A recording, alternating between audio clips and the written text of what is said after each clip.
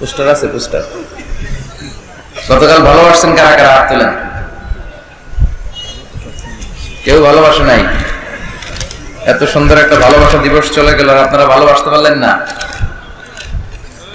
Valentine's day না পালন করছিলেন? গতকাল আমার প্রোগ্রাম ছিল কিশোরগঞ্জে, দুপুরে একটা রাতে একটা। দুপুরের প্রোগ্রাম করে রাতের প্রোগ্রামে যাচ্ছি, দেখি সব ছেলেপেলেদের হাতে খালি গোলাপ ফুল। কি ফুল? আর কিছু ফুলের দোকানে দেখলাম মারাত্মক ভিড়, প্রচন্ড ভিড়, সব ভালোবাসা কিনা বলাইছে। আল্লাহ জানে কয়টা নারী তাদের ইজ্জত হারিয়েছে গতকাল। এটা ছিল শ্লীলতাহীনতার দিন, নারীরা তাদের সম্মানকে হারিয়েছে, ঠিক কিনা? এজন্য আমরা এই ভালোবাসাকে সাপোর্ট করতে পারি না। এটা যদি গতানুগতিক অন্যান্য দিবসের মতো নারী দিবস, বাবা দিবস, মা দিবস, কত যে দিবস, একটা আছে বিশ্ব চিন্তা দিবস। কি দিবস? তো এইটা আবার কি? তো একজন বলতেছে এই দিবস আমরা সবাই মিলে চিন্তা করব যে আসলে আমাদের কি চিন্তা করা দরকার। তো এরকম গতানুগতিক একটা দিবস হলে কোনো সমস্যা ছিল না। ভালোবাসা দিবস কোনো কারণে পালন হচ্ছে, সবাই সবার ভালোবাসবে, কিন্তু এই ভালোবাসার নামে অশ্লীলতা আছে না নাই? গার্লফ্রেন্ড বয়ফ্রেন্ডের সংস্কৃতিকে উস্কে দিয়েছে, চিল্লায় বলেন ঠিক কিনা? বিবাহ বহির্ভূত যে কোনো সম্পর্ককে হারাম করে দেয় কে? কথা বলেন। আপনি বিয়ের পরে যদি স্ত্রীকে ভালোবাসেন, সওয়াব আছে না নাই? আর বিয়ে করতে বিশ্বনবী উদ্বুদ্ধ করেছেন, বিয়েটাকে বিশ্বনবী সহজ করেছেন। আমাদের সমাজে আমরা বিয়েটাকে কঠিন বানায় ফেলছি। যেই সমাজে বিয়ে করা কঠিন, ওই সমাজে জিনা করা সহজ। কথা বলেন। এখন এই দেশে বিয়ে করতে লাগে 20 লাখ, জিনা করতে লাগে 1000। বিশ্বনবীর কাছে যখনই সাহাবারা আসতো, বিশ্বনবী বিয়েকে সহজ করে দিতে। এক সাহাবী বললে, ইয়া রাসূলুল্লাহ বিয়ে করব।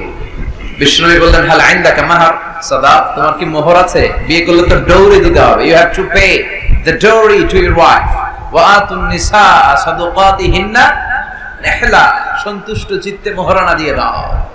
সাহাবী বলল, না আমার তো কিছু নাই। বিশ্বনবী বললেন, কিছুই নাই? সে বললে, এই মদিনার মধ্যে আমার চেয়ে গরিব আর কেউ নাই। বিশ্বনবী বললেন, হাল মাআকা মিনাল কোরআন, তোমার কাছে কি কোরআন আছে?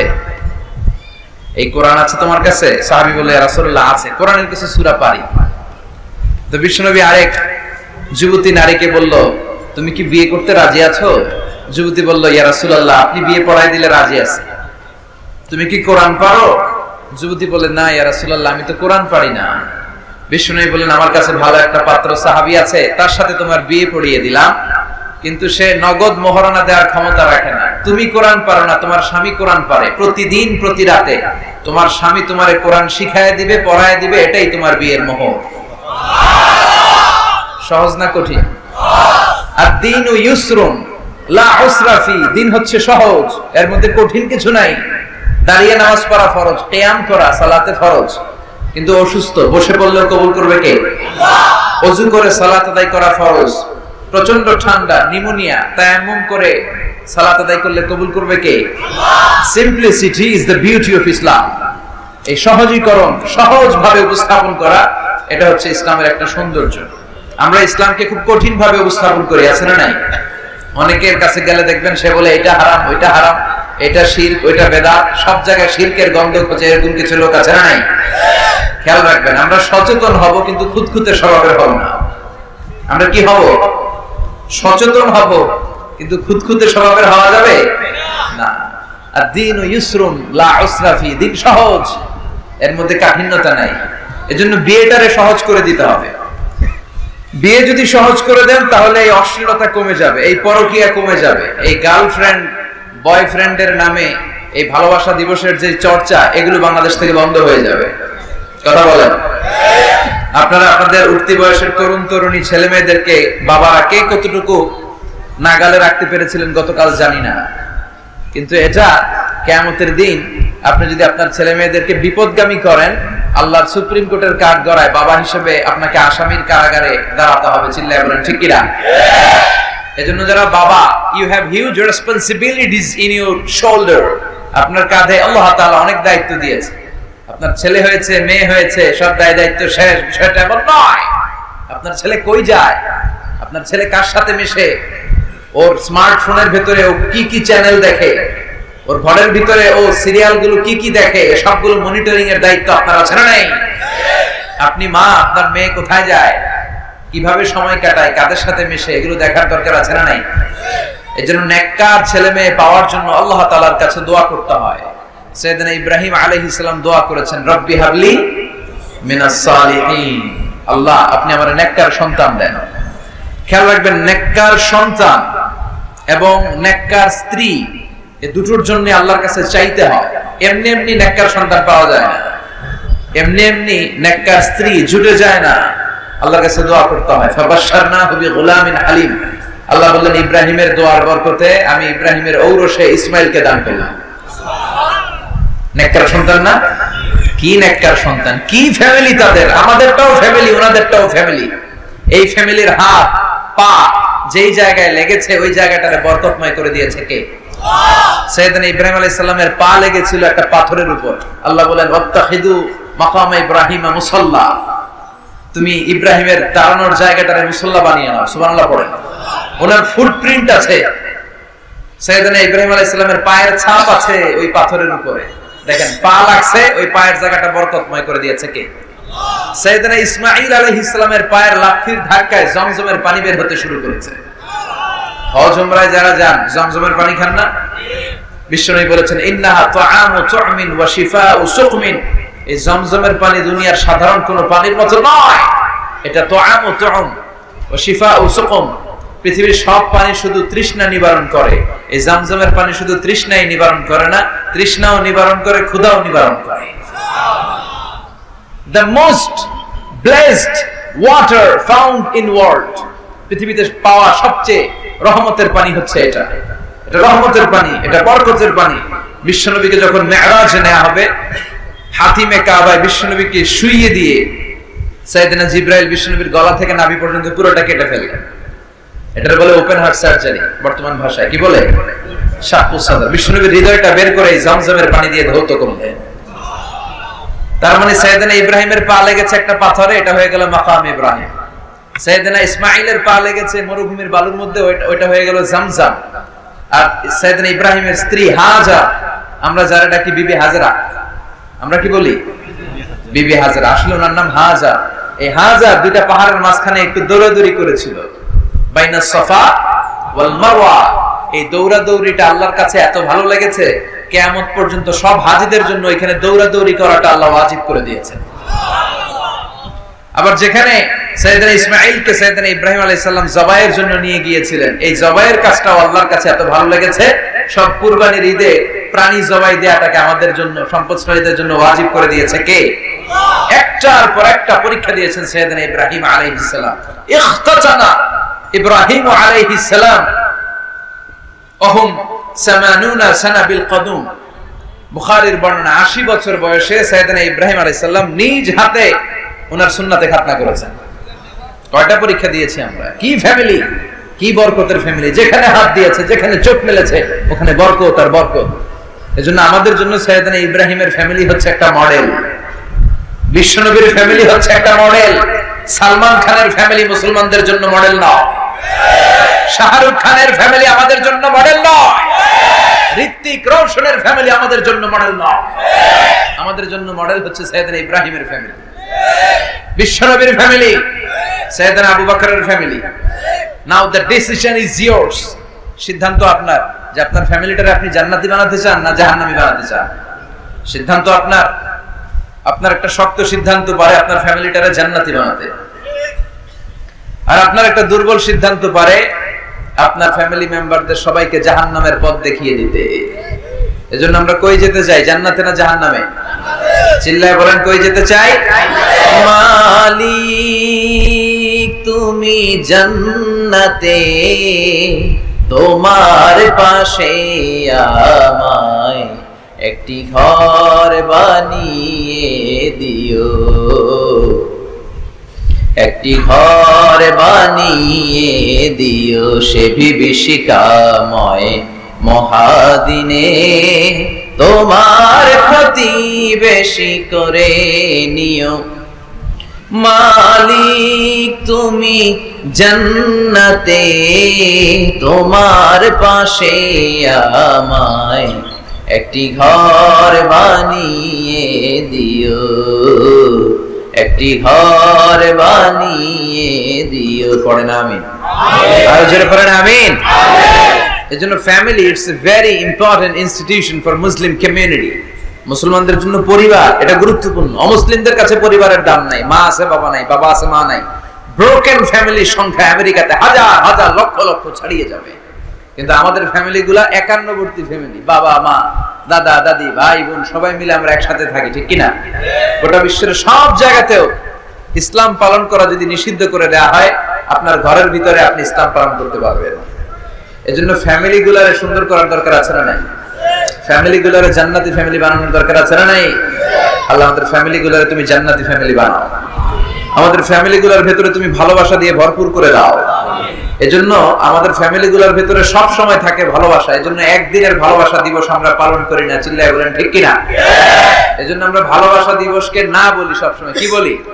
চিল্লায় বলেন no, no to the Valentine's Day. ভালোবাসা দিবসকে আমরা না বলে দিলাম। এই ভালোবাসা দিবসের সাথে আমাদের কোনো সম্পর্ক নাই। এগুলো থেকে আল্লাহ তুমি আমাদের ছেলে মেয়েদেরকে হেফাজত করো, তরুণ তরুণীদেরকে বাঁচাও। আজকের প্রোগ্রামের সভাপতি হচ্ছেন আলহাজ হযরত মাওলানা মোহাম্মদ আব্দুল হালিম পীর সাহেব কামতি। হুজুর তো বোধহয় খুব অসুস্থ না? আসছিল? আল্লাহ তুমি হুজুরকে সুস্থ করে দাও। প্রধান অতিথি আলহাজ রাজি মোহাম্মদ ফখরুল, মাননীয় সংসদ সদস্য কুমিল্লা চা দেবিদ্দার। আসছিল নি? আসতে পারেন। এই কুমিল্লার আশেপাশে সব হচ্ছে আমার নানা আর দাদা, কারণ আমার দাদার বাড়ি পরমতলাতে, আমার জন্ম হয়েছে আবার ঢাকায় ডেমরাতে, আমার স্থায়ী অস্থায়ী হয়ে গেছে আবার ঢাকাতেই। তো কুমিল্লারে ধরতেও পারি না, ছাড়তেও পারি না। দাদার বাড়ি নানার বাড়ি সব নানাদের জায়গা, একটা প্রাণের জায়গা। কুমিল্লার মানুষ খুবই ধর্মপ্রাণ, ধর্মভীরু। আল্লাহ তুমি কবুল করো। আমরা এখানে যেমনি একত্রিত হয়ে বসতে পেরেছি, জান্নাতেও যেন একসাথে এমনি থাকতে পারি। আল্লাহ তুমি তৌফিক দাও। আসেন আমরা আল্লাহর নামের 3টা তাকবীর দেব। রাব্বাকা ফাকাব্বির, glorify the name of your lord. তোমার রবের নামের বড়ত্বের ঘোষণা দাও। এক একটা তাকবীরে যাতে এই প্যান্ডেল কেঁপে ওঠে। পারা যাবে মুসলমান? পড়েন লিল্লাহি তাকবীর, লিল্লাহি তাকবীর, লিল্লাহি তাকবীর। আল্লাহ তুমি কবুল করো। আসুন আমরা সরাসরি মহাবিশ্বয় মহাগ্রন্থ আল কোরআন আল কারীম থেকে কথা শুনি। আমি আপনাদের খেদমতে আমার খুতবা শুরুতে সূরাতু আল মুলকের একটি আয়াত তেলাওয়াত করেছি। এই আয়াতের আলোকে এই সূরাটিতে আল্লাহ তাআলা আমাদেরকে কি শিখাতে চাইলেন, জানাতে চাইলেন, কি মেসেজ দিতে চাইলেন, এগুলো আমরা নেয়ার চেষ্টা করব এবং নিয়ে আমরা যেন খেয়াল রাখতে পারি মাহফিলগুলো যেন শুধু শো ডাউন আর শো অফ না হয়। যেটাই শুনি কোরআনের যেখান থেকেই শুনেন বরকত আছে না নাই? যখন কোরআন শুনবেন রহমতের বাড়িধারা নাজিল করবে কে? একটা অক্ষর তেলাওয়াত করলে 10টা নেকি দিবে কে? একটা আয়াত তেলাওয়াত করলে জান্নাতের বিল্ডিং এক এক তলা লম্বা বানায় দিবে কে? ইকরা ওয়ারতাকি ওয়ারাতিল কামা কুনতা তুরাতিলু ফিদ দুনিয়া ফাইন্না মানজিলাতাকা ফি আখিরি আয়াতিন তাকরাউহা। এক একটা আয়াত পড়ো আর জান্নাতের বিল্ডিং এক এক তলা করে লম্বা করো। পৃথিবীর সবচেয়ে বড় বিল্ডিং হচ্ছে বুর্জ আল খলিফা। এটার কত লম্বা? খুব সম্ভবত 163 তলা লম্বা। আর দুনিয়াতে যারা কোরআন পড়ে আপনারা জান্নাতে হাজির হবেন, আপনাদের বিল্ডিং গুলো হবে কয়েক কোটি তলা লম্বা। যত আয়াত পড়ছেন তত আয়াত লম্বা। সারা জীবনে যদি 2 লক্ষ আয়াত পড়া হয়ে থাকে আপনার জান্নাতের বিল্ডিং হবে 2 লক্ষ তলা। আল্লাহ বলবেন পড় আর বিল্ডিং লম্বা কর। কি রহমতের কোরআন! পড়লে সওয়াব, ধরলে সওয়াব, শুনলে সওয়াব, তেলাওয়াত করলেও সওয়াব। এজন্য এই কিতাবটার সাথে যেন আমরা সম্পর্ক বাড়াই। Attachment, how to increase the attachment with the holy Quran. কোরআনের সাথে আমাদের সম্পর্ক আমরা কিভাবে বাড়াতে পারি? প্রতিদিন তেলাওয়াত করতে হবে, আবৃত্তি করা জানতে হবে সহি শুদ্ধভাবে। মুসলমানদের অবস্থা এমন হয়েছে, বিশ্বের সবচাইতে নন্দিত এই কিতাবটা একটু তেলাওয়াত করবার সময়টুকু আমাদের হয় না। ব্যস্ত, we are leading very super busy life. খুব ব্যস্ত আমরা, কোরআন পড়ার সময় নাই। প্রতিদিন যেন একটু তেলাওয়াত করি। রাজি আছেন তো দেবিদ্দারের ভাইরা? প্রতিদিন একটু একটু তেলাওয়াত করা যাবে? আরেকটা কথা সব জায়গায় আমি বলি, মাতৃভাষায় এই কোরআনটাকে আপনাদের জানতে হবে। You have to know the Holy Quran, the messages of the Holy Quran in your own mother tongue, in your own language, আপনার নিজ ভাষায়। আমাদের ভাষা কি? কথা বলে বাংলা। এই বাংলা ভাষায় যেন আমরা কোরআন পড়ি, কোরআন শিখি। কোরআন আল্লাহ কি জানাতে চাইলেন, কি শিখাতে চাইলেন, বাংলা ভাষায় যেন আমরা এটা শিখি, আত্মস্থ করার চেষ্টা করি। দেখবেন মসজিদুল হারামে শায়েখরা যখন নামাজ পড়ায়, শায়েখ আব্দুর রহমান আস-সুদাইস উনি যখন আযাবের আয়াত পড়ে উনি কাঁদে, কাঁদে না? আবার মুসল্লিরাও পেছন থেকে কাঁদে। এর কারণ উনিও আযাবের অর্থ বুঝে, মুসল্লিরাও অর্থ বুঝে। আমাদের তারাবির নামাজ, এত মসজিদে তারাবি পড়লাম, বাংলাদেশে কোনোদিন কোন তারাবির নামাজে মুসল্লি আর ইমাম সাহেবের কাঁদতে দেখছেন? কথা কম। কেন কাঁদে না? বুঝে নাই। কোন দিক দিয়ে আযাব গেল, কোন দিক দিয়ে গজব গেল, কোন দিক দিয়ে জাহান্নাম গেল, কোন দিক দিয়ে ফেরাউন আসলো, কোন দিক দিয়ে ইউসুফ জুলেখার কাহিনী গেল, একটাও বোঝা যায়? কথা বলেন, বোঝা যায়। ইমাম সাহেব বোঝে না, আমরাও বুঝি না, কেউ বুঝে না, অর্থ বুঝি না, তাই আমাদের হৃদয়ে টাচ করে না। দেখবেন ওরা আযাবের আয়াত পড়লে কাঁদে, রহমত আর জান্নাতের আয়াত পড়লে ওদের হৃদয়টা ঠান্ডা হয়ে যায়। এজন্য সালাতে আপনি কি পড়ছেন এটা বুঝতে হবে, সালাতে আপনি কি তেলাওয়াত করতেছেন বুঝতে হবে। আজীবন পড়লেন সামি আল্লাহু লিমান হামিদা, অর্থ কি অনেকেই জানেন, আছে না নাই? এজন্য মাতৃভাষায় কোরআন জানতে হবে, কোরআন তেলাওয়াত মনোযোগ দিয়ে শুনতে হবে, কোরআন পড়তে হবে, পড়ায় দিতে হবে। আপনি কাউকে যদি সূরাতুল ফাতিহাটা শুধু শিখায়া দেন, সে সারা জীবন যতবার সূরা ফাতিহা তেলাওয়াত করবে তার একটা পার্সেন্টেজ সওয়াব আপনার আমলনামায় আছে না নাই? এজন্য কোরআনের আবৃত্তি শিখা, কোরআনের অর্থ জানা মাতৃভাষায়, নিজে কোরআন পড়া, অন্যকে পড়ায় দেওয়া, এবং কোরআনের আন্দোলন করা দরকার আছে না নাই? সব সময় কোরআনের পক্ষে থাকার দরকার আছে না নাই? আল্লাহ তুমি আমাদেরকে সহি সমঝ দান করো। তাই আমরা যখনই কোরআনের কথা শুনবো নিজেদেরকে পরিবর্তনের জন্য শুনবো, ঠিক কি না? আমার আখিরাতটাকে সুন্দর করার জন্য শুনবো। আমাদের তাফসীর মাহফিল গুলো হয়ে গেছে এখন শোডাউন, অনেক লোক জড়ো হইতে হবে, স্লোগান হইতে হবে, এগুলো আছে না নাই? আমাদেরকেও বেঁধে দেয় অনেক জায়গায়, হুজুর আপনার কিন্তু আজকে মাহফিল কাঁপাইতে হবে। কি বলে? কাঁপাইতে হবে। কিন্তু অনেক জায়গায় বলে হুজুর আপনার জমাইতে হবে। কি বলে? জমাইতে হবে। আবার অনেক জায়গায় বলে হুজুর আপনার কিন্তু মাহফিলটা ধরে রাখতে হবে। কি করতে হবে? তো কোথাও আমাদের কাঁপাইতে হয়, কোথাও আমাদের জমাইতে হয়, আবার কোথাও মাহফিল ধরে রাখতে হয়। কথা বুঝতে পেরেছেন? মাহফিল কাঁপানো, জমানো, ধরে রাখা, এই টেন্ডেন্সি থেকে আসেন, বেরোয় আসি। We have to make a change. আপনাকে চেঞ্জ আনতে হবে, পরিবর্তন। বিশ্বনবী পৃথিবীতে এসেছেন পরিবর্তনের জন্য। তিনি কোন জায়গায় খারাপ কিছু দেখলেই পরিবর্তন করে দিতেন। এক সাহাবাকে জিজ্ঞেস করলেন কি নাম? মাসমুক। সে বলে ইসমি হাজান, আমার নাম হলো হাজান। হাজান মানে দুশ্চিন্তা। হাজান মানে? বিশ্বনবী বললেন হাজান কারো নাম হতে পারে? দুশ্চিন্তা এটা একটা নাম হইলো? বিশ্বনবী বললেন তোমার নাম আজকে থেকে হাজান নয়, আজকে থেকে তোমার নাম সাহাল। কি নাম? সাহাল মানে সহজ। সাহাল মানে? সে বলে না ইয়া রাসূলুল্লাহ, আমার বাপ চাচা নাম রাখছে হাজান, এটা আমি ছাড়ব না। বিশ্বনবী বললেন না, চলে যাও। তো সে বাড়িতে চলে গেল। যাওয়ার পর থেকে এই যে দুশ্চিন্তা, দুশ্চিন্তা তার আর পিছু ছাড়ে না। তার ব্যবসায় লস, তার চাকরিতে লস, ওর পেটে ব্যথা, ওর মাথায় ব্যথা, ওর জ্বর, ওর মেয়ে কান্দে, ওর বউ দৌড়ায়, ওর পোলায় কয় আমি মরু।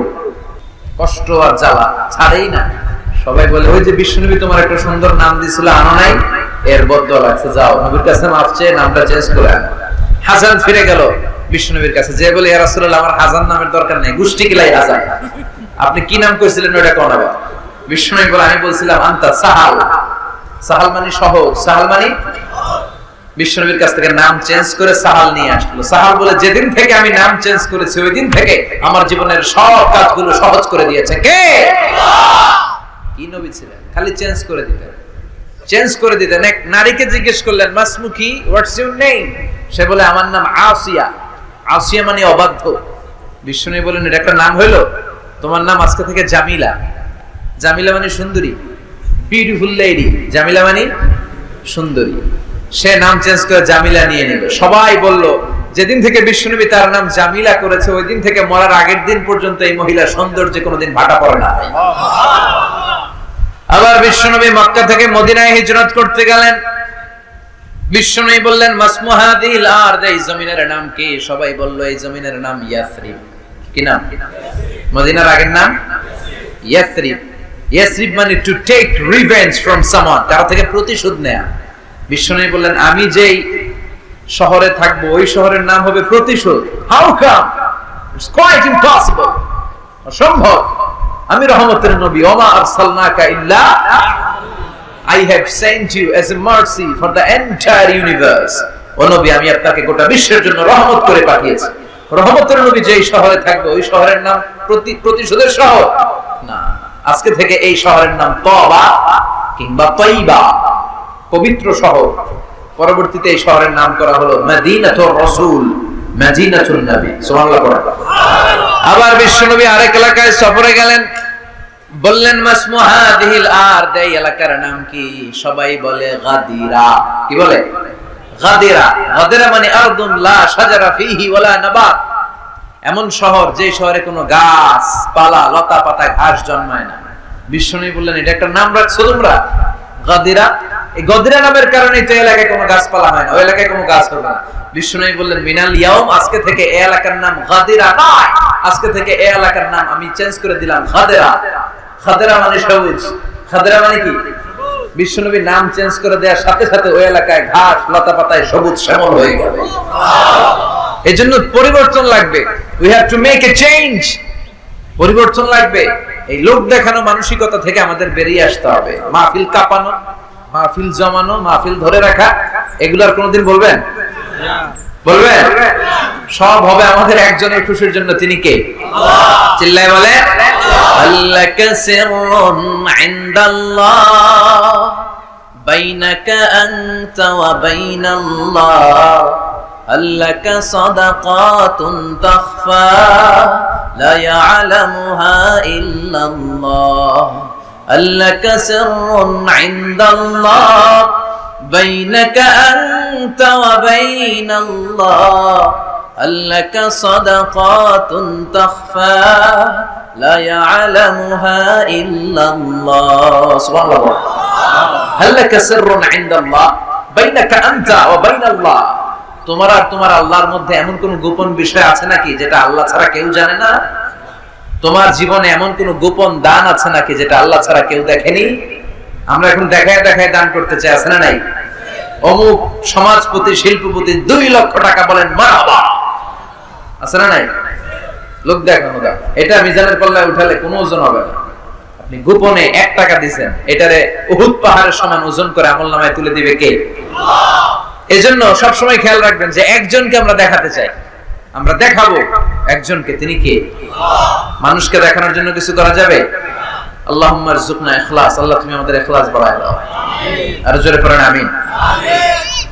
আমরা আজকে সূরাতুল মুলক থেকে কথা শুনবো। মুলক সূরার নাম কি? এই সূরার অনেক ফজিলত আছে। এই সূরা রাত্রিবেলা যারা তেলাওয়াত করবে তাদের কবরের আযাব হবে না। কবরের কথা শুনলে ভয় লাগে না? একদিন মাটির ভেতরে হবে ঘরে মন আমার, কেন বাঁধো দালান ঘর, প্রাণ পাখি উড়ে যাবে পিঞ্জর ছেড়ে, ধরা ধামে সবই রবে তুমি যাবে চলে, বন্ধু বান্ধব যত মাতা পিতা দ্বারা সুত সবই হবে তোমার পরে মন আমার, কেন বাঁধো দালান ঘর। ঠিক কিনা? চলে যেতে হবে, কেউ থাকতে পারবো না। কিন্তু এই জিনিসটা আমাদের স্মরণেই আসে না। এত ব্যস্ততা, এত মায়া জাল, এত মায়ার জালে আমরা আটকে আছি। এত ব্যস্ত লাইফ, সকালবেলা অফিস, বিকেল বেলায় অমুক কাজ, তারপরে অমুক কাজ, একটার পর একটা কাজ চলতেই থাকে। এই ব্যস্ততার কারণে আমাদের জীবনটা সুপার বিজি লাইফ আমরা লিড করছি, আমাদের জন্য সময়ই নাই, কিন্তু চলে যেতে হবে। এজন্য সাইয়েদনা ওমর ফারুক বলছেন মুতু ক্বাবলা আন তামুতু, মরার আগে একবার মরো। হাসিবু ক্বাবলা আন তুহাসাবু আলাইকুম, তোমার হিসাব নেওয়ার আগে তুমি তোমার একবার হিসাব নাও। আমাদের প্রত্যেকের নিজের একটা হিসাব আছে না নাই? কথা বলেন। নিজে খাতা কলমের মধ্যে একটু লিস্ট করবেন যে আমি জীবনে এই ভালো কাজ করেছি, এই খারাপ কাজ করেছি, আসলে আমার অবস্থানটা কই হওয়া উচিত। নিজে খাটের মধ্যে একবার শটাং হয়ে মরার মতো শুয়ে থাকবেন, ভাববেন যে আমি মরে গেছি। ভাবেন না কি হবে? ছেলেমেয়েরা কান্না করবে, আত্মীয় স্বজন কান্না করবে, মাইকে অ্যানাউন্সমেন্ট হবে, অমুক এলাকার অমুক ভাই আমাদের মাঝে দুনিয়ায় নাই। বিশাল দেবিদ্বারের ময়দানে আপনার জানাজা হবে, খাটিয়াতে করে নিয়ে যাওয়া হবে। শুয়ে শুয়ে ভাববেন, আগে থেকে খুদে রাখা কবরে আপনাকে ফেলে বাঁশ দিয়ে উপরে মাটি চাপা দিয়ে চলে আসবে। অন্ধকার, শুধু অন্ধকার। এই অন্ধকার যেন শেষ হতে চায় না। This is the nature of life. এই তো জীবন। কথা বলেন ঠিক কিনা? এগুলো ভাবার দরকার আছে না নাই? বিষ্ণু বললেন এই সূরাটা এমন সূরা মানিআতুন মিন আযাবিল কবর। এই সূরা মুলক যারা তেলাওয়াত করবে তাদের কবরে কোনো আযাব হবে। আজকে থেকে সূরাতুল মুলকের তেলাওয়াত করা যাবে? পারা যাবে? পারা যাবে? আসেন না নিজেদেরকে একটু পরিবর্তন করি। আসেন না নিজেদের আমলের ঝুলিতে আরো কিছু বাড়াই, নিজেদের আমলগুলোকে সুন্দর করি, নিজেদেরকে আরেকটু পরিচ্ছন্ন করি। প্রতিদিন রাতে সূরাতুল মুলক তেলাওয়াত করবেন ইনশাআল্লাহ। কইতে পারলেন না? 2 নম্বর ফজিলত শাফাআত লি সাহিবিহা। এই সূরা যারা তেলাওয়াত করবে, এই সূরা তেলাওয়াতকারীর জন্য আল্লাহর কাছে সুপারিশ করবে। 3 নম্বর ফজিলত খাসামাত আন সাহিবিহা। এই সূরাটা কিয়ামতের দিন এই সূরার তেলাওয়াতকারীর পক্ষে আল্লাহর সাথে তর্ক করবে, ডিবেট করবে। কতক্ষণ? হাত্তা আদখালাহুল্লাহুল জান্নাহ, যতক্ষণ না আল্লাহ তাআলা এই লোকটাকে জান্নাতি বলে ঘোষণা না দেয়। আল্লাহ যতক্ষণ অ্যানাউন্স করবে he is from paradise, he will enter the paradise, আমার এই বান্দা জান্নাতে ঢুকবে, এই সার্টিফিকেট দেওয়ার আগ পর্যন্ত এই সূরা সামনে দাঁড়ায় আল্লাহর সাথে তর্ক করতেই থাকবে। আবার বিশ্বনবী বলেন মান ক্বারা বিহা ফি লাইলাতিন ফাকাদ আকসারা ওয়া আতাবা। রাত্রি বেলায় যেই ব্যক্তি এই সূরাটা তেলাওয়াত করবে তার রাত্রিটারে বরকতময় করে দিবে কে? এজন্য বিশ্বনবী বলতেন আমি চাই আমার প্রতিটা উম্মতের হৃদয়ে এই সূরাটা গাঁথা থাক। আমার নবী চাইতেন আমাদের অন্তরে যেন এই সূরাটা মুখস্থ থাকে। আমরা চাই না? 30টা মাত্র আয়াত। কয় আয়াত? সবাই বলেন কয় আয়াত?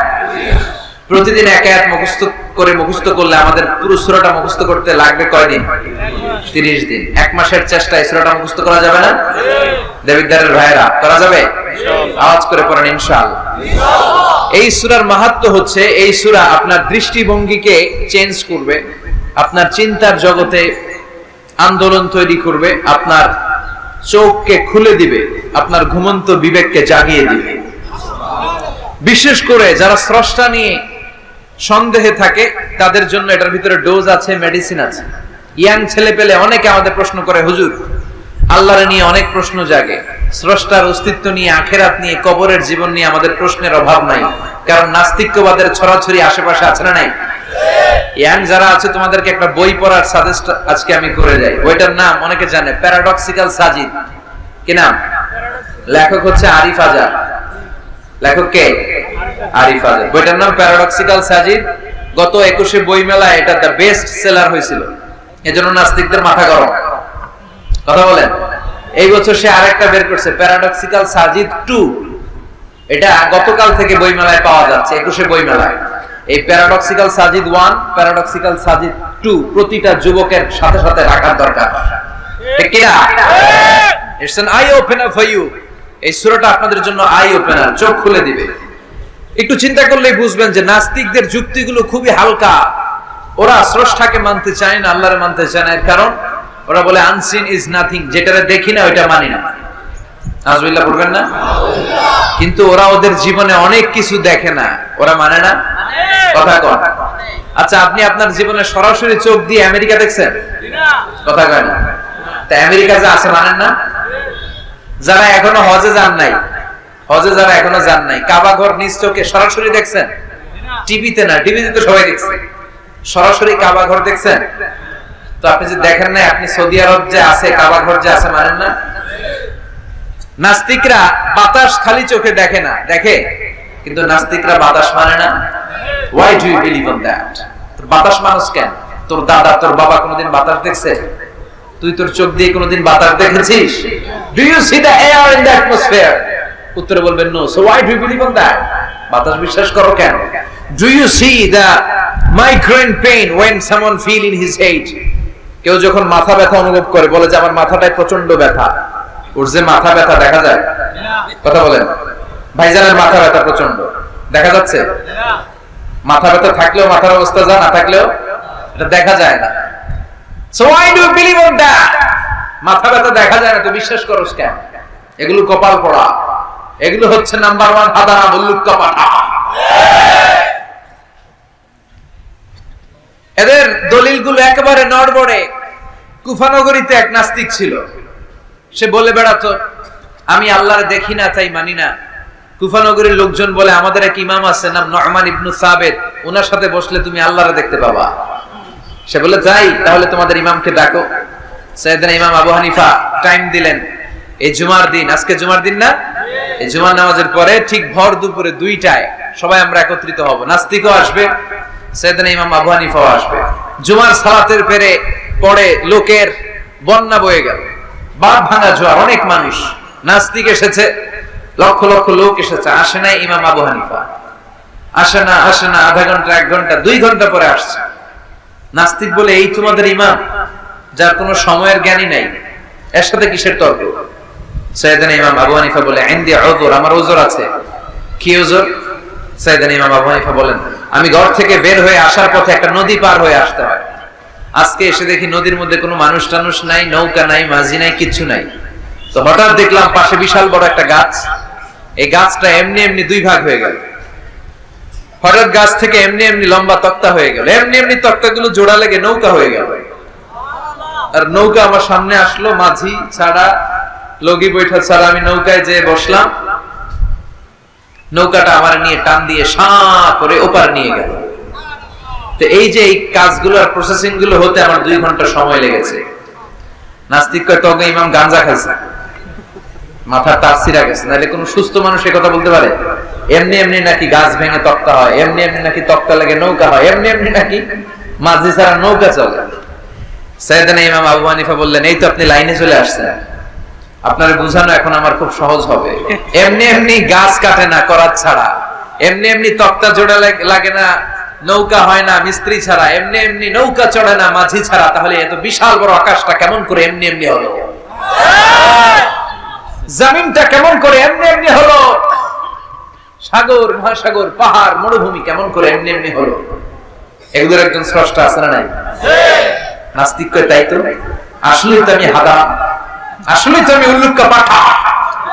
এইভাবে তো আমি কখনো ভেবে দেখি নাই, এইভাবে তো কখনো চিন্তা করি নাই। ও ইমাম, তুমি আমার ঘুমন্ত বিবেককে জাগিয়ে দিয়েছো, তুমি আমার চোখের সামনের পর্দাটা উঠিয়ে দিয়েছো, তুমি আমার দৃষ্টিভঙ্গিকে পরিবর্তন করে দিয়েছো। ও ইমাম, তুমি আমার চোখ খুলেছো, তুমি আমাকে হক চিনতে সাহায্য করেছো। আর দেরি করতে চাই না, আমারে পড়িয়ে দাও লা ইলাহা ইল্লাল্লাহু মুহাম্মাদুর রাসূলুল্লাহ। কালিমা পড়ে মুসলমান হয়ে গেছে। আল্লাহু আকবার বলেন। এমনি নাস্তিকদের জন্য এই সূরার ভিতরে আল্লাহ তাআলা অনেক দিকদর্শন রেখেছেন, জীবন দর্শন রেখেছেন। আল্লাহ বুঝাতে চান যে গোলাম, আমারে চেনার জন্য, আমারে দেখার জন্য তোর ডক্টরেট ডিগ্রি লাগবে না, তোর ব্যাচেলর ডিগ্রি, মাস্টার্স ডিগ্রি লাগবে না। তুই আমার সৃষ্টির দিকে একটু নজর করে তাকা, একটু ঠান্ডা মাথায় চিন্তা করে দেখ, একটু সাগরের দিকে তাকা, একটু নদীর দিকে তাকা, একটু পাহাড়ের দিকে তাকা। তাকালেই তুই বুঝবি সামওয়ান ইজ কন্ট্রোলিং এভরিথিং। একজন এমডি আছে, ম্যানেজিং ডাইরেক্টর, মহা ব্যবস্থাপক, যিনি গোটা বিশ্বের সব ব্যবস্থাপনার আঞ্জাম দিচ্ছেন। চিল্লায় বলেন ঠিক কিনা? আল্লাহ বলে তুই সাগরের দিকে তাকা, পাহাড়ের দিকে তাকা, নদীর দিকে তাকা। সাগরের দিকে তাকালে আমি আল্লাহরে খুঁজে পাবি। ঝর্ণার দিকে তাকা, ঝর্ণার মধ্যে আল্লাহর নিদর্শন আছে না নাই? ঝর্ণা ঝর্ণা ঝর্ণা রে, বলনা বলনা বলনা রে, কার বিরহে পাগল পড়া তুই, কার মিলনে ফুল ফসলে ভরারে তোর দুকুল বই, কার মিলনে ফুল ফসলে ভরারে তোর দুকুল বই। ঝর্ণা ঝর্ণা ঝর্ণা রে, বলনা বলনা বলনা রে, কার বিরহে পাগল পড়া তুই। সুবহানাল্লাহ পড়েন। ঝর্ণা দেখছেন কোনদিন? হরে হরে দেখছেন? সিলেটে মাধবকুণ্ড, জলপ্রপাত, আর কোথায়? সীতাকুণ্ড, আর কোথায়? রাঙ্গামাটি, আর শ্রীমঙ্গল। ঝর্ণা আছে না? এই ঝর্ণার দিকে তাকাবেন, ঝর্ণার ঝরঝর শব্দের আওয়াজগুলো বুঝার চেষ্টা করবেন, দেখবেন ঝর্ণা আপনাকে বলে দিবে যে আমার স্রষ্টা কে। আল্লাহর সৃষ্টির দিকে তাকালে আল্লাহরে পাওয়ার সুযোগ আছে না নাই? এই তথ্যগুলো, এই উপাত্তগুলো, এই মেসেজ আর ইনফরমেশন গুলো আল্লাহ তাআলা এই সূরার ভিতরে ভরে দিয়েছে। শুনতে রাজি আছেন? আওয়াজ করে বলেন তো সূরার নাম। আরো জোরে সবাই বলেন কি নাম? মুলক। মুলক মানে কি? মুলক মানে রাজত্ব, মুলক মানে ক্ষমতা, মুলক মানে পাওয়ার, মুলক মানে কিংডম, মুলক মানে সভরেনিটি, মুলক মানে অথরিটি। অথরিটি কার? এজন্য রব্বুল আলামিন বলেন তাবারাকাল্লাযী বিয়াদিহিল মুলকু ওয়া হুয়া আলা কুল্লি শাইইন কাদির। সুবহান সেই সত্তা যার হাতে ক্ষমতা, আর তিনি সকল কিছুই করতে ক্ষমতাবান, সবকিছুর উপর কর্তৃত্বশীল। চিল্লায় বলেন ঠিক কিনা? তাবারাকাল্লাযী, সুবহান তিনি, বিয়াদিহিল মুলক, যার হাতে ক্ষমতা। ক্ষমতা কার হাতে? নাকি প্রধানমন্ত্রীর হাতে, র্যাবের হাতে, পুলিশের হাতে, আমনেগো হাতে? আপনারা তো কোন ক্ষমতা সব আঙ্গ হাতে। সকল ক্ষমতার উৎস কে? সকল ক্ষমতার উৎস আল্লাহ। কিন্তু আমরা বলে থাকি সকল ক্ষমতার উৎস জনগণ। এটা যুক্তিতে টিকে না। কি ক্ষমতা আছে আমাদের? কি ক্ষমতা আছে? কোনো ক্ষমতা নাই। মানুষকে আল্লাহ তেমন কোনো ক্ষমতাই দেয়নি। যেটা দিছে এটার ক্ষমতা বলা যায় না। চিল্লায় বলেন ঠিক কিনা? আসল ক্ষমতার মালিক হলেন আল্লাহ। আমাদেরকে তো আল্লাহ দুর্বল করে বানিয়েছেন। ওয়া খালিকাল ইনসানু দাঈফা, আমাদেরকে দুর্বল করে তৈরি করেছে কে? শুধু আমরাই দুর্বল না, আমি দুর্বল, আমার বাপ দুর্বল, আমার দাদা দুর্বল, আমার 14 গোষ্ঠী দুর্বল। আমরা দুর্বলের ঘরে, চিল্লায় বলেন দুর্বলের ঘরে। সেই দুর্বলের ঘরের দুর্বল কয় আমরা সব ক্ষমতার উৎস। কি ক্ষমতা আছে আমার? আজকে মাহফিলের প্যান্ডেলের পেছন থেকে বলে, কেউ যদি বলে ওঠে হুজুর সাপ, কি বলে?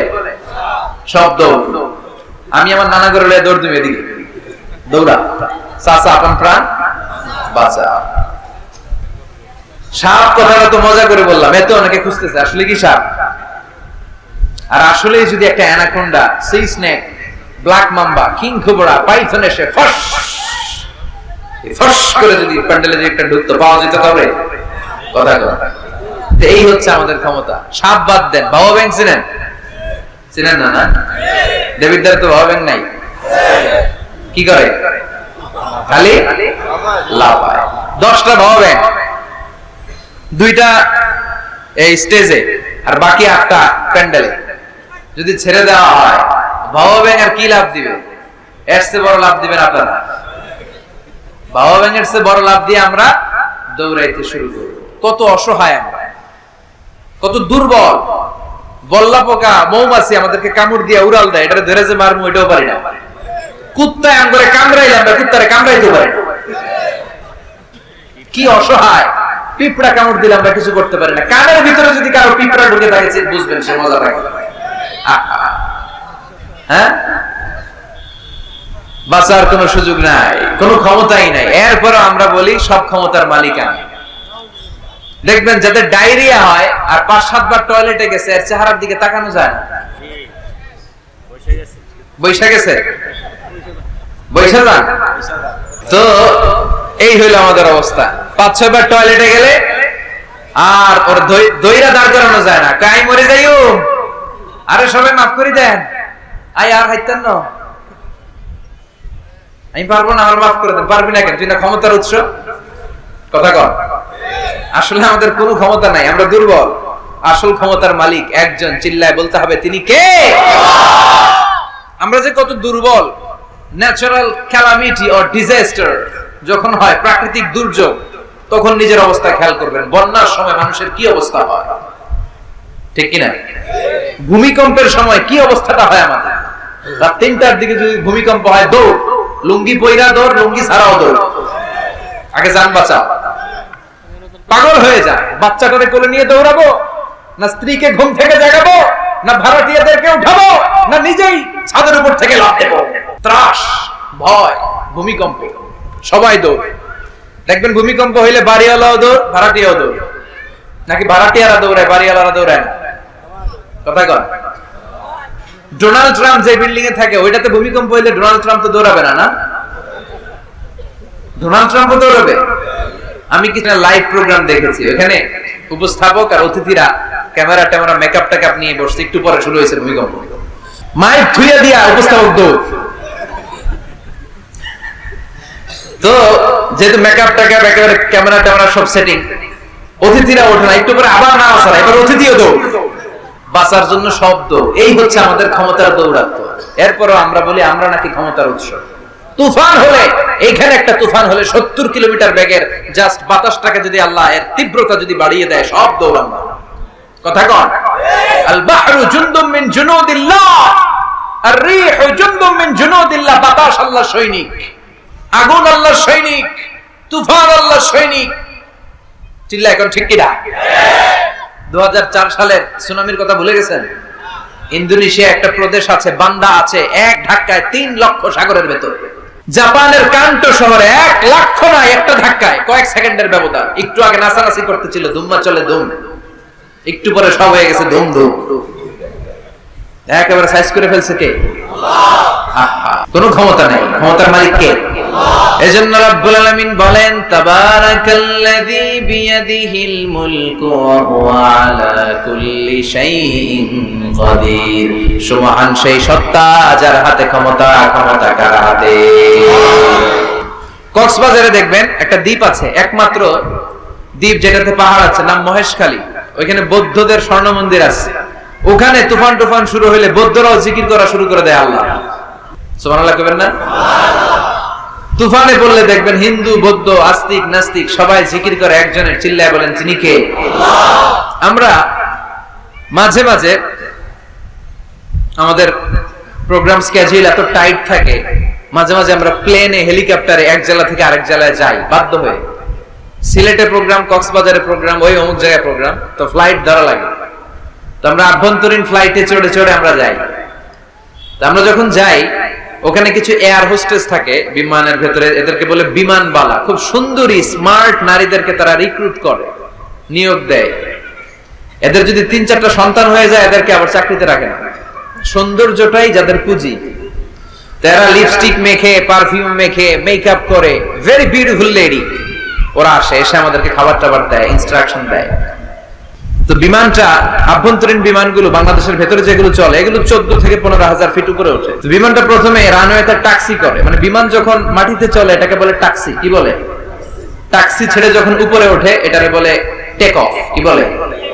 তো এটা যখন বিমানটা যখন টেক অফ করবে, তখন দেখলাম এই এয়ার হোস্টেস গুলো, যেগুলোর পর্দা নাই, হেজাব নাই, শালীনতা নাই, মাইক্রোফোন হাতে নিয়ে ঘোষণা দিচ্ছে, ভদ্র মহিলা এবং ভদ্র মহোদয়গণ, আপনারা আপনাদের সিট বেল্ট গুলো বেঁধে নিন।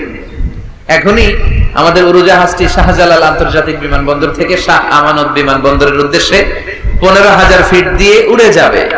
এরপরে পড়তে শুরু করে আল্লাহু আকবার, আল্লাহু আকবার, আল্লাহু আকবার। তো আমি উল্টা ঘুরে তাকাইলাম, কি রে এই মাইয়া আল্লাহু আকবার কয় কেন? ঘুরে দেখি হাতের মধ্যে এরকম কাগজ। এই কাগজ থেকে দেখে দেখে পড়তেছে, উচ্চারণ কিন্তু আঙ্গুমতো না, পড়তেছে আল্লাহু আকবার, আল্লাহু আকবার, আল্লাহু আকবার, সুবহানাল্লাযী সাখারা লানা হাযা। পুরো দোয়াটাই পড়ছে, ওমা কুন্না লাহু মুকরিনিন ওয়া ইন্না ইলা রাব্বিনা লামুনকালিবুন। তো আমি হিসাব মিলালাম, ঘটনা কি? লিপস্টিক, মেকআপ, সুটেড, বুটেড, পারফিউম মাখা, হিপ হপ স্টাইলের মেয়ে, এরা আল্লাহু আকবার পড়ে কেন? তো তখনই খেয়াল করে দেখলাম যে বিমানটা এখন ছাড়ছে, জমিন ছেড়ে দিয়ে 15,000 ফিট উপরে যাচ্ছে। ওরা খুব ভালো করেই টের পায়, এই 15,000 ফিট উপরে যখন বিমান থাকবে, ওরে বাঁচানোর কেউ নাই, ওকে রক্ষা করার কেউ নাই, তখন ওর কোনো পাওয়ার নাই, কোনো ক্ষমতা নাই। চিল্লায় বলেন ঠিক কিনা? তখন কোনো সিকিউরিটি নাই। আহা, কি দুর্বল মানুষ। বিমান বাঁকা হয়ে গেলে সবাই চিল্লায় বাঁচাও। যদি জিজ্ঞেস করেন কে বাঁচাবে, বলবে হুজুর আপনি বাঁচান। আছে না নাই? দুর্বল। আসল ক্ষমতার মালিক হলো একজন, চিৎকার করে বলতে হবে তিনি কে? এজন্য রব্বুল আলামিন বলেন, তাবারাকাল্লাযী বিয়াদিহিল মুলকু ওয়া হুয়া আলা কুল্লি শাইইন কাদির। সুবহান সেই সত্তা যার হাতে ক্ষমতা, ক্ষমতা কার হাতে? আমাদেরকে আল্লাহ ক্ষমতা দিয়েছেন, ঠিক, এটা সাময়িক, লিমিটেড, তবে আনলিমিটেড ক্ষমতার মালিক কে? আল্লাহ। এই যে আমাদের মাননীয় প্রধানমন্ত্রী শেখ হাসিনা নতুন টার্মের জন্য আসছে না? কয় বছর? 5 বছর, কোন দেশে আসে 10 বছর, কোন দেশে 15 বছর। তো এই যে আল্লাহ ক্ষমতার চেয়ারে বসে, আল্লাহ আসছে কয় বছরের মেয়াদে? কথা বলেন। 50 বছর, 100, হ্যাঁ কয়দিন থাকবে উনি? আজীবন। রব্বুল আমিন বলেন হুয়াল আউয়াল ওয়াল আখির ওয়াল যাহির ওয়াল বাতিন ওয়া হুয়া বিকুল্লি শাইইন আলিম। আল্লাহ বলে আমি প্রথম, আমার আগে কেউ নাই, ঠিক কি না? ওয়াল আউয়াল ওয়াল আখির, আমি শেষ, আমার পরে কেউ নেই। আমি প্রকাশ্য, আমি গোপন, সূচনাহীন, অতীতকাল থেকে আমি আল্লাহ ক্ষমতার চেয়ারে বসা। শেষহীন ভবিষ্যৎ পর্যন্ত ক্ষমতার চেয়ারে বসে থাকবে কে? আল্লাহ বললেন আমি প্রথম, আমি শেষ। প্রথমে কে? চিল্লায় বলেন। প্রথমে কে? শেষে কে? প্রথমে আল্লাহ আল্লাহ, শেষেও আল্লাহ আল্লাহ, আকাশে আল্লাহ আল্লাহ, জমিনে আল্লাহ আল্লাহ। সবাই পড়েন, প্রথমে আল্লাহ আল্লাহ, শেষেও আল্লাহ আল্লাহ, আকাশে আল্লাহ আল্লাহ, জমিনে আল্লাহ আল্লাহ। নিখিল জান গায় গুণগান, তার নামে গায় আমরাও গাই তাআলা, হামদে বারি তাআলা, হামদে বারি তাআলা, হামদে বারি তাআলা। সুবহানাল্লাহ পড়েন। তিনি প্রথম, তিনি শেষ, তিনি চিরকাল ক্ষমতার চেয়ারে বসে থাকবেন। চিল্লায় বলেন ঠিক কি না? আবার পৃথিবীতে অনেক দেশে দেখবেন ডেমোক্রেটিক সিস্টেমে ক্ষমতা আসে, মানে ভোটে জিতে, যেমন আমাদের দেশে। তো আল্লাহ তো ভোটে জিতে আসছে না? আল্লাহ ভোটে জিতে আসছে? অনেক দেশে মোনার্কি সিস্টেম, মানে রাজতন্ত্র, রাজার পোলা রাজা। আল্লাহর বাপ ছিল রাজা, এই জন্য আল্লাহ রাজা, এরকম? আল্লাহ চিরকাল, আজীবনের মেয়াদ নিয়ে তিনি ক্ষমতার চেয়ারে বসা। চিৎকার করে বলেন ঠিক কি না? আবার পৃথিবীর অনেক দেশে দেখা যায় আন্দোলন করে সরকারকে ক্ষমতার চেয়ার থেকে নামানো যায় কি যায় না? পৃথিবীতে এরকম হয়েছে না অনেক জায়গায়? আন্দোলনের ঠেলায় সরকার কয় আমি নাই। আবার মাঝে মাঝে মিলিটারি কু হয়, সেনা বিদ্রোহ, জানেন না আপনারা? তা আমরা পৃথিবীর 700 কোটি মানুষ সবাই মিলে যদি আল্লাহর বিরুদ্ধে আন্দোলনে নেমে যায়, তাইলেই তো আল্লাহর ক্ষমতা শেষ যাবে না? 700 কোটি মানুষ মিলে পারা যাবে না। আচ্ছা, জিন জাতি যদি বলে ও মানুষেরা তোদের সাথে আমরাও আছি, মানুষ জিন ভাই ভাই, আল্লাহর আর রক্ষা নেই, আল্লাহর গদি শেষ। আচ্ছা, ফেরেশতারাও যদি বলে ও মানুষ ও জিনেরা তোগুলোকে আমরাও আছি, 3 দলীয় মহাজোট, আল্লাহর চেয়ার উল্টে যাবে নাকি?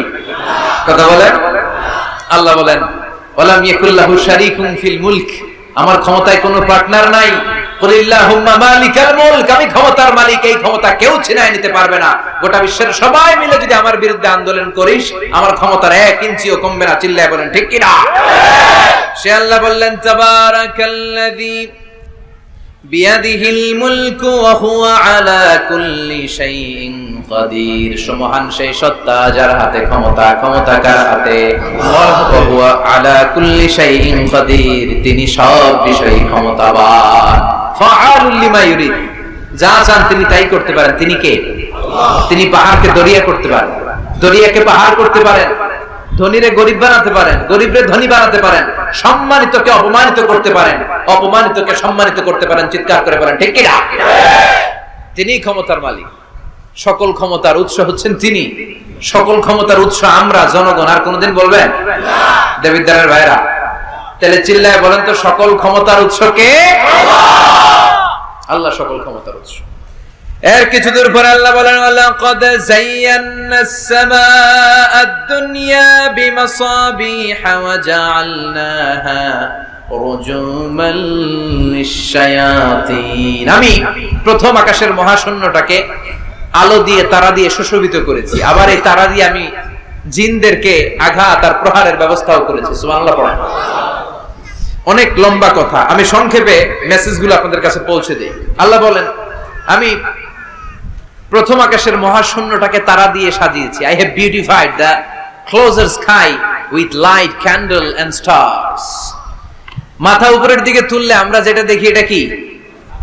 আসলে এটা আকাশ না, এটা মহাশূন্য। এটা কি? আকাশ অনেক উপরে। আমরা খালি চোখে যা দেখি এটা প্রথম আকাশের মহাশূন্য। এই প্রথম আকাশের মহাশূন্যের অনেক উপরে প্রথম আকাশ, তারপরে দ্বিতীয় আকাশের মহাশূন্য, তারপরে দ্বিতীয় আকাশ, তারপরে তৃতীয় আকাশের মহাশূন্য, তারপরে তৃতীয় আকাশ। একটার চেয়ে আরেকটা বড়। সুবহানাল্লাহ পড়েন। কত বড়? আপনার এই হাতের আংটিটা, সাহারা মরুভূমির নাম শুনছেন? পৃথিবীর সবচেয়ে ছোট মরুভূমি, তাই না? তাইলে বড়। এই বিশাল সাহারা মরুভূমিতে যদি আপনার এই হাতের আংটিটা আপনি ছুঁড়ে ফেলে দেন, এই সাহারা মরুভূমির তুলনায় আপনার আংটি যত ছোট, আল্লাহর দ্বিতীয় আকাশের তুলনায় আল্লাহর প্রথম আকাশটা ঠিক তত ছোট। একটার চেয়ে একটা বড়, একটার চেয়ে একটা বড়। আর আমরা মনে করি কত বিশাল জায়গা নিয়ে আমরা বসে আছি। এই যে দেবিদ্বার প্রপারের আজকের এই প্যান্ডেলের এই পরিবেশটা অনেক বড় মনে হচ্ছে না তাকালে? পুরো দেবিদ্বারের তুলনায় এই প্যান্ডেলটা কত ছোট, কল্পনা করা যায়? দেবিদ্বার হচ্ছে কুমিল্লার 16টা থানার একটা, তাই না? থানা। কুমিল্লা হচ্ছে বাংলাদেশের 64 জেলার একটা। এরকম 64টা জেলা মিলে আমাদের সুজলা সুফলা শস্য শ্যামলা ডিজিটাল বাংলাদেশ। এই বাংলাদেশ হচ্ছে পৃথিবীর সবচাইতে বড় দেশ। কি বড় না? কত ছোট জানেন? মানচিত্রের মধ্যে বাংলাদেশ এটা লেখার জায়গা পাওয়া যায় না। বাংলা BANG পরে ইন্ডিয়ার উপরে, মাঝখানে LA, পরে বাংলাদেশের উপরে আবার DESH পরে আবার ইন্ডিয়ার উপরে। বাংলাদেশ কথাটা লেখার জায়গাও বাংলাদেশের উপরে নাই। কত ছোট! পাশের ইন্ডিয়ায় 25 গুণ বড়, Canada, United states of America প্রায় 100 গুণ বড়, রাশিয়া নামে একটা দেশ আছে প্রায় কয়েকশো গুণ বড়। এরকম 200টা দেশ মিলে আমাদের এই পৃথিবী। এই 200টা দেশ মিলে পৃথিবীর মাত্র 30 ভাগ, বাকি 70 ভাগ হচ্ছে শুধু পানি। সুবহানাল্লাহ বলেন না? তাহলে পুরো পৃথিবীর তুলনায় দেবিদ্বারের এই প্যান্ডেলটা কত ছোট, কত ক্ষুদ্র আমি, কত তুচ্ছ আমি, কত নগণ্য আমি, চিন্তা করতে পারেন? আচ্ছা, এত বড় মনে হইলো এই পৃথিবীটা, এই পৃথিবীটাকে এত বড় মনে হচ্ছে আমাদের, কিন্তু এই যে দ্বীপ্রহরের জলজলে সূর্যটা দেখা যায়, এই সূর্যটা এই বিশাল পৃথিবীর চেয়ে 13 লক্ষ গুণ বড়। 9 কোটি 30 লক্ষ মাইল দূরে 8 মিনিট 18 সেকেন্ড সময় নিয়ে আলোটা আসে। তাহলে এতক্ষণকার আলোচনা পর্যন্ত মনে হচ্ছে সূর্যই মনে হয় অনেক বড়। সূর্য হচ্ছে একটা স্টার, তারা। সূর্যের পরে পৃথিবীর সবচেয়ে কাছের তারার নাম প্রক্সিমা সেন্ট্রাই, তারপরে একটা Alpha Centauri A, Alpha Centauri B, যেতে যেতে ইটা ক্যারিনা, ব্যাটেলজিউস, এরকম অনেকগুলো আছে, আপনারা গুগল করলে পাবেন এগুলো। এই যে ব্যাটেলজিউস তারা, যে সূর্য পৃথিবীর চেয়ে 13 লক্ষ গুণ বড়, ওই ব্যাটেলজিউস তারাটা আবার সূর্যের চেয়ে 33 কোটি গুণ বড়। তাহলে এতক্ষণ পর্যন্ত বোঝা যাচ্ছে ব্যাটেলজিউসই মনে হয় বড় না। ব্যাটেলজিউস এত ক্ষুদ্র তারা, এটার কোনো নাম নিশানাই নাই অন্য তারকার সামনে। চিল্লায় কোন আল্লাহু আকবার। এরকম লক্ষ লক্ষ অযুত লক্ষ নিযুত কোটি million billion trillion zillion pillion অট্রিলিয়ন তারা নিয়ে আমাদের গ্যালাক্সি গঠিত। আমাদের এই গ্যালাক্সির নাম মিল্কি ওয়ে। কি নাম? আমাদের গ্যালাক্সির পরে সবচেয়ে কাছের গ্যালাক্সির নাম অ্যান্ড্রোমেডা। আমাদের গ্যালাক্সি থেকে অ্যান্ড্রোমেডায় পৌঁছতে আলোর গতিতে কেউ যদি পৌঁছতে যায় তাহলে 2.5 মিলিয়ন লাইট ইয়ার সময় লেগে যাবে। 2.5 million light year. Light year মানে আলোকবর্ষ। আলোকবর্ষ বললাম এজন্য, মানে আলোর গতিতে যদি আপনি ছোটেন, এই পৃথিবীতে আবিষ্কৃত সবচেয়ে দ্রুত গতি সম্পন্ন যে উপাদানটা পাওয়া গিয়েছে সেটার নাম লাইট, মানে আলো। সেটা কি? এই আলো 1 সেকেন্ডে ছুটে 1,86,000 মাইল বেগে। সুবহানাল্লাহ বাড়িতে গিয়া 1 সেকেন্ডে 1 লক্ষ, 1 ঘন্টায় না কিন্তু, 1 মিনিটেও না, আরে 1 সেকেন্ড কই দিতে 2 সেকেন্ড লাগবে। কথা কন। সেই 1 সেকেন্ডে নাকি আলো ছুটলে 1,86,000 মাইল চলে যায়।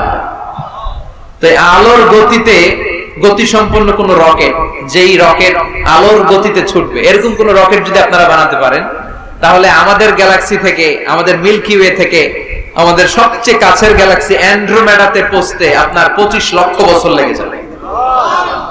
চিল্লায় পড়েন আল্লাহু আকবার। এই প্রথম আকাশের মহাশূন্যটাকে এরকম তারা দিয়ে সুশোভিত করে দিয়েছে কে? রাতের বেলা তারার মেলা যদি আপনি তাকান অবাক হবেন। এখন তো তারার সৌন্দর্য দেখা যায় না লাইটিং ফাইটিং এর কারণে। আগে যখন গ্রামে আসতাম দেখতাম কি সুন্দর তারা, সুন্দর সুন্দর তারা আছে। সবচেয়ে উজ্জ্বল একটা তারা আছে, এটার নাম ধ্রুব তারা। কি তারা? ধ্রুব তারা। একটা আছে শুকতারা। 7টা তারার একটা চ্যানেল আছে, এটার বলে সপ্তর্ষি মণ্ডল। অনেকে রাতের তারা চিনে না। আগের নাবিকরা আকাশের তারা দেখে পথ চলত। সুবহানাল্লাহ বলেন। এই তারকারাজি দিয়ে প্রথম আকাশের মহাশূন্যটাকে সাজিয়ে দিয়েছে কে? এরপরে সূরার প্রথম রুকুর শেষে আল্লাহ বললেন ওয়াসিররু قولكم أو اجهروا به إنه عليم بذات الصدور ألا يعلم من خلق وهو اللطيف الخبير আল্লাহ বলেন তুমি গোপনে কিছু বলো কিংবা প্রকাশ্যে বলো, তুমি যাই বলো না কেন কথাগুলো শুনে কে? আপনি আওয়াজ করে, এই যে আওয়াজ করে আমরা কথা বলতেছি, শুনে কে? আওয়াজ বন্ধ করে মনে মনে ভাবতেছি, ওইটা মনে আল্লাহ শুনে না? কথা বলেন। সাত আকাশের উপরে আল্লাহর আরশ, ওই আরশের উপরে আল্লাহর অবস্থান। সাত জমিনের নিচেও যদি কোনো পিঁপড়া নীরবে নিঃশব্দে হেঁটে যায়, আল্লাহ বলে এত উপর থেকে আমি ওই পিঁপড়ার হেঁটে চলার পায়ের আওয়াজটাও শুনতে পাবো। কেউ যেটা শুনে না, শুনে কে? এরপর আল্লাহ বললেন হুয়াল্লাযী জাআলা লাকুমুল আরদা যালুলান ফামশু ফি মানাকিবিহা ওয়া কুলু মির রিজকি ওয়া ইলাইহিন নুশুর। আল্লাহ বললেন তিনি এমন সত্তা যিনি তোমাদের জন্য জমিনটারে সমতল বানিয়ে দিয়েছেন, জমিনের যেখান দিয়ে প্রয়োজন হেঁটে যাও আর রিজিক তালাশ করো, কিন্তু সবশেষে তার দিকে ফিরে যেতে হবে, ঠিক কি না? জমিনটারে সমতল করলো কে? আজকের এই প্যান্ডেলটা সমতল না? কথা কন না উঁচা নিচা? আজকে এদিকে যদি উঁচা হইতো, এদিকে নিচা, এদিকে খাদ, এদিকে গর্ত, এদিকে আবার উঁচা, বসতে পারতেন? কি সমতল! বিমান থেকে নিচের দিকে তাকালে এটা ভালো টের পাওয়া যায়, মনে হয় সবুজ কার্পেটিং করা, এটা একটা কার্পেট, এটা একটা কার্পেট, কার্পেট কার্পেট, পুরো বাংলাদেশটা মনে হয় যেন আল্লাহ তাআলা সবুজ কার্পেট দিয়ে ডেকোরেশন করে রেখেছে। আল্লাহ বলে সবুজ কার্পেট দিয়ে ডেকোরেশন করেছি দেখে ভেবে নিও না তোমরা বেঁচে গেছো। নাফরমানি আর গাদ্দারি করলে সবুজ কার্পেটের ভিতরে আগুন আছে না নাই? কি মেকানিজম? উপরে কার্পেট, নিচে আগুন। কার্পেটের নিচে কি? আল্লাহ কোরআনে কসম কেটেছেন ওয়াল বাহরিল মাসজুদ, ফুটন্ত সাগরের পানির কসম। দুনিয়ার কোন সাগরের পানি গরম না, সব ঠান্ডা, কিন্তু আল্লাহ বললেন ফুটন্ত টকবকে সাগরের পানির কসম আমি খেলাম। অনেক গবেষণা হলো এই সাগরের পানি নিয়ে। আমেরিকান নেভাল একাডেমির এক চিফ ইঞ্জিনিয়ার উনি বললেন কোরআনে পাওয়া গেল টকবকে সাগরের পানির কসম, কিন্তু সাগরের পানি তো ঠান্ডা, এখানে গরম আসলো কোত্থেকে? আসলে আল্লাহ সাগরের নিচে যে গরম মজুদ রেখে দিয়েছেন ওইটার দিকে খেয়াল করে বলেছে। তো সে গবেষণা করতে চাইলো, দেখি সাগরের ভিতরে আগুন কই আছে। কোরআন যেহেতু বললো টকবকে সাগরের পানির কসম, আসলে কোনো আগুন টাগুন খুঁজে পাওয়া যায় কিনা। সে সাগরের ভেতরে পাইপ ঢুকাতে শুরু করলো, জোড়া লাগিয়ে লাগিয়ে গবেষণা। তো পাইপ যেতে যেতে অনেক সাগরের গভীরতা শেষে তলা পাওয়া গেল। তলার ভেতরে সে ড্রিল করে পাইপ ঢুকাতে লাগলো। সে পেয়ে গেল মাটির স্তর, এরপরে পাললিক শিলার স্তর। পৃথিবীর ভিতরে কিন্তু অনেকগুলো স্তর আছে জানেন? এই যে পানিগুলো আমরা নষ্ট করি, এই পানি কিন্তু খাই, আমাদের পেশাবই আমরা খাই। আমাদের এই প্রস্রাবও যদি পৃথিবীর 4-5টা স্তর শেষে নিচের দিকে চলে যায়, এটা মিনারেল ওয়াটারের মতো হয়ে যায়।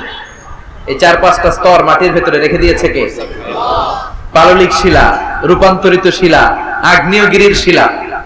এরপরে যখন সে পাইপ ঢুকাতে শুরু করেছে, সে দেখতে পেল এই পাইপগুলো গলে গলে গলে গলে পানি হয়ে যায়। এত আগুন, এত গরম। সে তো অবাক, সে অবাক পৃথিবীর ভিতরে এত আগুন আসলো কোত্থেকে। তো এই আগুনের টেম্পারেচারটা কতটুকু পাওয়ারফুল এটা চেক করার দরকার আছে না নাই? সে বলল I need fire proof pipe, bring from America. America থেকে ফায়ার প্রুফের পাইপ আনো, পরীক্ষা চালায় দেখো। ফায়ার প্রুফের পাইপ আনা হলো, এবার ফায়ার প্রুফের পাইপ ঢুকাইতে শুরু করছে। সাগর শেষে তলা, পাললিক শিলা, রূপান্তরিত শিলা, আগ্নেয়গিরির শিলা। ওই আগ্নেয়গিরির শিলার পরে যখন ফায়ার প্রুফের পাইপ ঢুকাতে শুরু করেছে, যেই পাইপে আগুন ধরে না, সে দেখতে পেল ফায়ার প্রুফের পাইপগুলো আগুনে গলে গলে ধোঁয়া আর পানি হয়ে যায়। তাহলে এই সবুজ কার্পেটিং এর নিচে আগুন আছে না নাই? এই আগুন মজুদ করে রেখেছে কে? সে আল্লাহ বললেন আমিনতুম মান ফিস সামাই আন ইয়াখসিফা বিকুমুল আরদা ফাইযা হিয়া তামুর। তোমরা কি ভেবেছো নাকি সবুজ কার্পেটের উপরে আনন্দে নাচানাচি করবা, আনন্দে লাফালাফি করবা, কিন্তু এই জমিনটারে মুহূর্তের মধ্যে দোলা দিয়ে দিতে পারে কে? খাসাফ মানে হচ্ছে ল্যান্ডস্লাইড, মুহূর্তে ভূমিটা কেঁপে যেতে পারে, পুরো পৃথিবীটা ফাইদা হিয়া তামুর কেঁপে উঠবে, ট্রেম্বলিং, ভাইব্রেশন শুরু হয়ে যাবে পুরো পৃথিবীটার কাঁপাকাঁপির চোটে। তোমরা এটার উপর দাঁড়িয়েও থাকতে পারবে না। তার মানে নিচে, এই পৃথিবীর নিচে আযাব আর গজব, আগুন মজুদ করে রেখেছে কে? আবার আল্লাহ বলল উপরের দিকে তাকাও, দেখবা মেঘমালায়, মেঘমালার উপরেও আমি আল্লাহর আযাব আছে না নাই? আমিনতুম মান ফিস সামাই আন ইউরসিলা আলাইকুম হাসিবা ফাসাতা'লামুনা কাইফা নাযীর। আমি চাইলে উপর থেকে আইয়ুরসিলা আলাইকুম হাসিবা, হাসিবা মানে হচ্ছে পাথর বৃষ্টি, শিলা বৃষ্টি। দেবীদ্বারে তো কখনো শিলা বৃষ্টি হয় নাই না? কবে হয়েছে? এবছর হয়েছিল। শিলা বৃষ্টি হইলে দেখবেন যে ছাগল গরুর মাথায় পড়লে বড় বড় শিলা, ছাগল মরে যায়।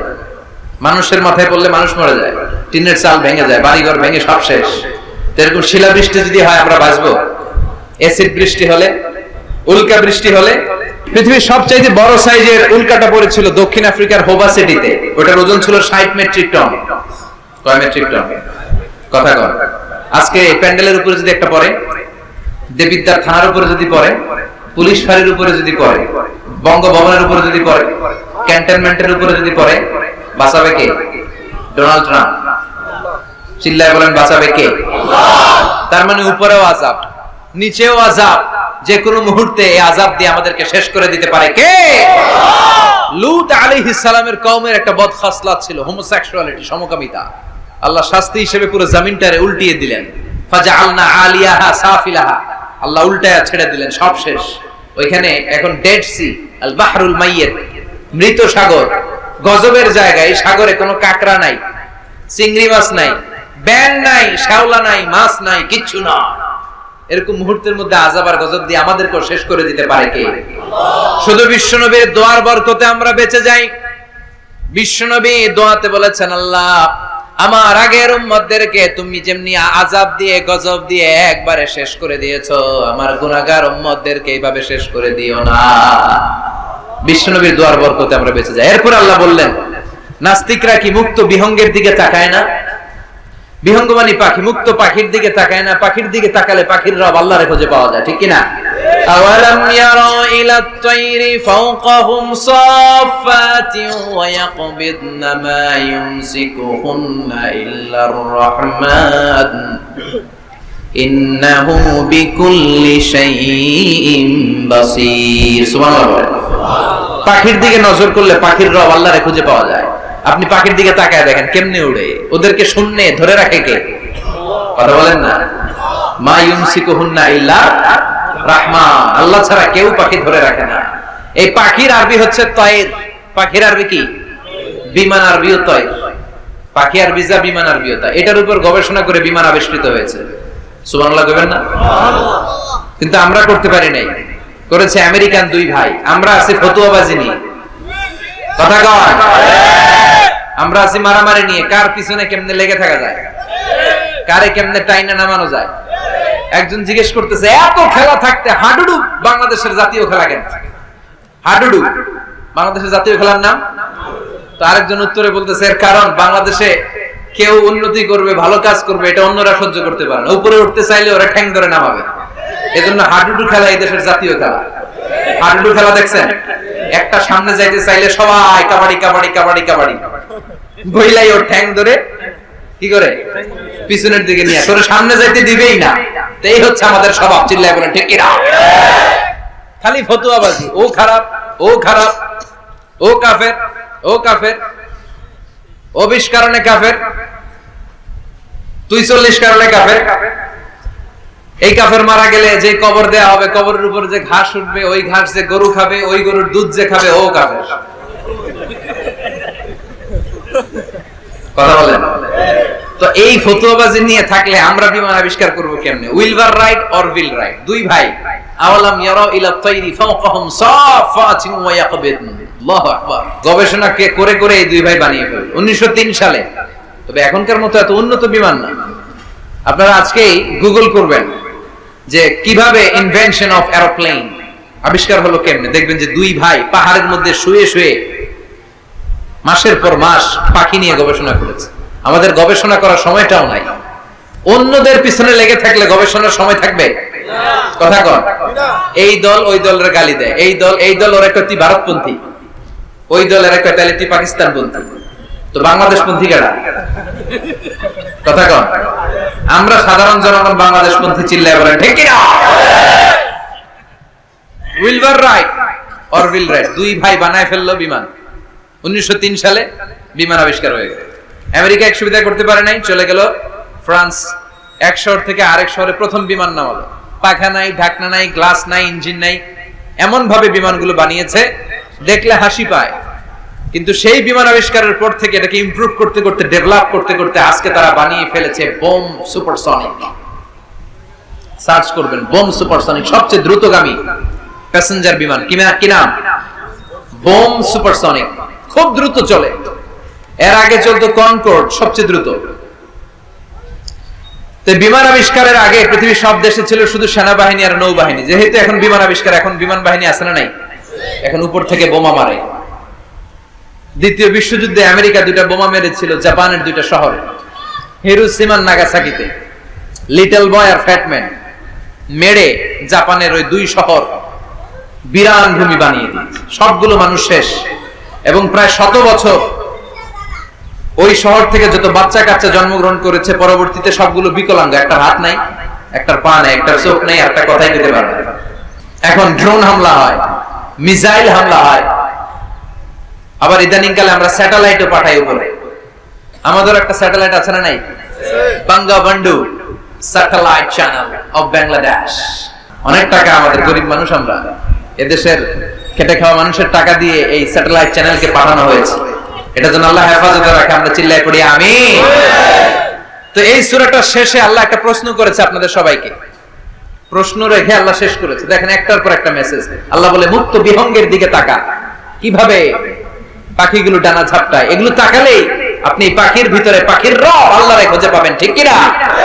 সব শেষে আল্লাহ বললেন, একটা প্রশ্ন দিয়ে আল্লাহ সূরাটা শেষ করলেন। আল্লাহ বললেন কুল আরাআইতুম ইন আসবাহা মাউকুম গাওরান ফামান ইয়াতিকুম বিমাইম মাইন। বলো দেখি সবে, শুকাইয়া যদি যায় এই পৃথিবীর পানি, তাহলে হেথায় তটনির ধারা কে দিবে সবারে আনি। সুবহানাল্লাহ পড়েন। প্রশ্নটা রেখেছে কে? আল্লাহ বললেন একদিন ঘুম থেকে উঠে দেখো টিউবওয়েলে পানি নাই, মোটর ছেড়েছ, ট্যাপ ঘুরাচ্ছ, পানি নাই, বাজারে মিনারেল ওয়াটার কিনতে গিয়েছো, পানি নাই। পানি দিবে কে? পানি সম্পদ মন্ত্রী, প্রধানমন্ত্রী, গোটা বিশ্বের সবাই মিলে এক ফোঁটা পানি বানাতে পারে? আবার আল্লাহ বললেন সব জায়গায় যতটুকু পানির দরকার পানির ব্যবস্থা করে দিল কে? হাযা আযবুন ফুরাত ওয়া হাযা মিলহুন উজাত। একদিকে লোনা পানি আর একদিকে মিঠা পানি আছে না নাই? মিঠা নদীর পানি আল্লাহ তোমার মেহেরবানি। পড়েন সবাই, সুন্দর ফুল সুন্দর ফল মিঠা নদীর পানি আল্লাহ তোমার মেহেরবানি। সুবহানাল্লাহ পড়েন। আবার দেখেন একই সাগর, এই দিকের পানির এক কালার, ওই দিকের পানির আরেক কালার, মিশানা। এই দৃশ্যটা আপনারা নিজ চোখে দেখছেন নাকি? কই দেখছেন? কয় মোবাইলে? তারপরে মোবাইলে তো সবাই দেখছে, চোখে সরাসরি দেখছেন? পদ্মা নদীতে দেখা যায়। কোথায় আছে? চাঁদপুরের মোহনাতে। মোহনাতে দেখা যায়। আমি মিশরের নীল নদ আর ভূমধ্য সাগর দেখছি, মিলে না। মারাজাল বাহরাইনি ইয়ালতাকিয়ানি বাইনাহুমা বারযাখুন লা ইয়াবগিয়ান ফাবিআইয়ি আলাই রাব্বিকুমা তুকাযযিবান। দুই দিক থেকে দুই ধরনের পানি বয়ে যায়, মাঝখানে অদৃশ্য ব্যারিকেড দিয়ে দিয়েছে কে? এই পানির ডেনসিটি হাই, এটা ডেনসিটি কম, এটা টেম্পারেচার হাই, এটা টেম্পারেচার কম।